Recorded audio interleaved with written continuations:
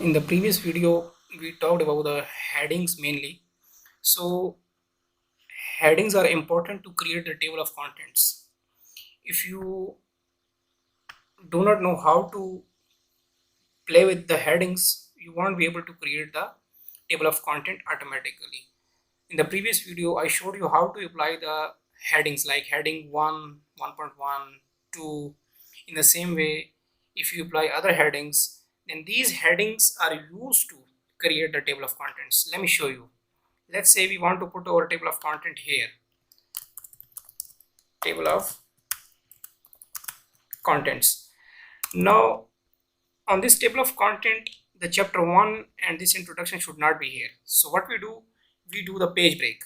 And how to apply the page break? Simply control enter. When you apply the control enter, this text will be moved to the next page. And if you show and hide this invisible components, you see this is the page break.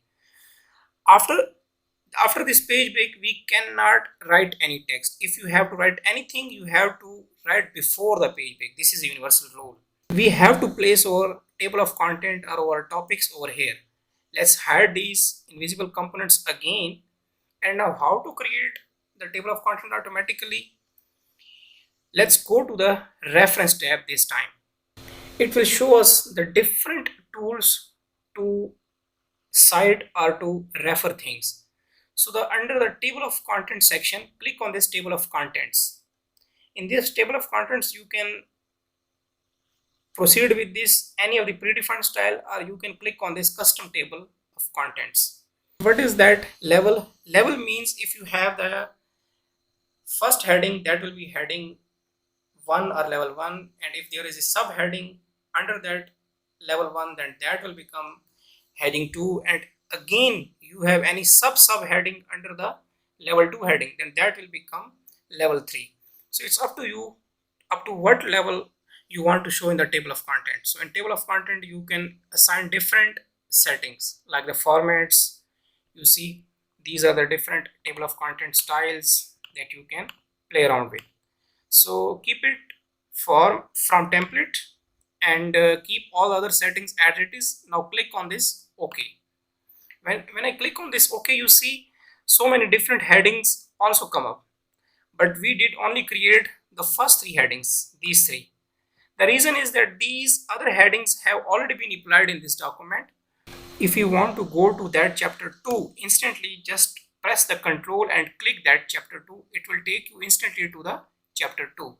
So here this heading is applied, which should not be applied here. This heading 3, this is not a heading 3. Select these 2 headings and convert them to normal text, like just a normal text. Okay, now the heading have been removed. And let's see, this is the first heading.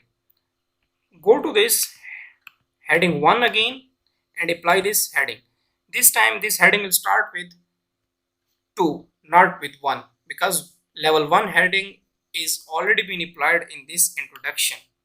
Okay, if you apply the level 1 heading again, then if that heading already been applied previously, then the number will be incremented. Just if level 1 heading is applied 10 times and now you are applying the level 1 heading 11 times, that the new number will be 11, right?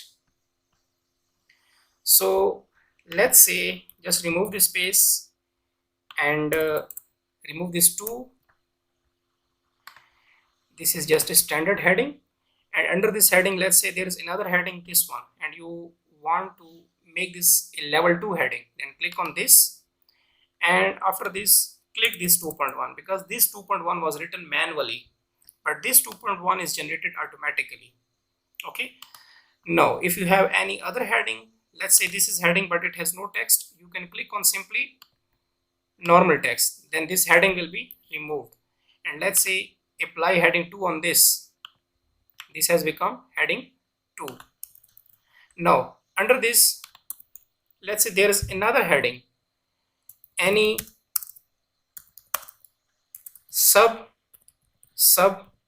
heading, right? Now I want to apply a level 3 heading on this, and how I do this? Click on this level 3. Now level 3 heading has the number 2.2.1.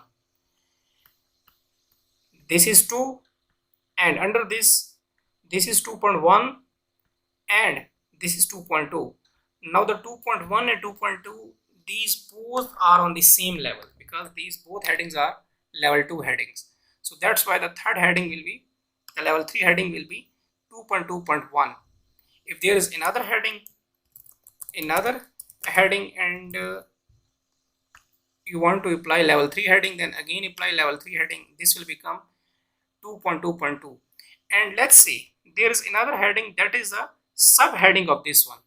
Okay, so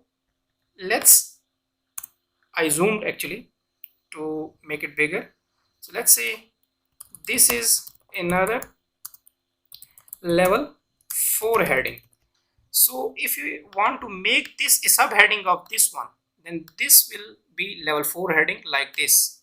So this will become 2.2.2.1. okay, so these are the different levels of a heading. So you can apply the different formattings on each level of heading as I explained in the previous videos. So these different levels of headings play an important role. Now let's go back to the table of contents. And if you want to include these headings in the table of contents, simply click on this heading, this one, this heading. This is a table of content, and just right click anywhere and click on this update and click on the update entire table. Okay, for the time being, click on this update entire table and it will update the table of content. This time you see the requirements is a heading 2, use case diagram is 2.1, this is 2.2, and under this these are the 2 level 3 headings and so on. But it is not showing us the level 4 heading because when we were creating the table of content, under this creation process we specified that we don't want the levels of headings more than 3. But if you specify level 4, then now this whole table of content will be replaced and new table of content will be created. In this new table of content there will be level 4 headings as well. Now it is asking me replace this table of content. Yes. Now if you pay attention, then you see this 2.2.2.1 is a new level 4 heading and its parent is this heading, and parent of this heading is this, and subsequently the parent of this heading is this 2.1 and its parent is this one. Okay, so this is how different levels of headings work.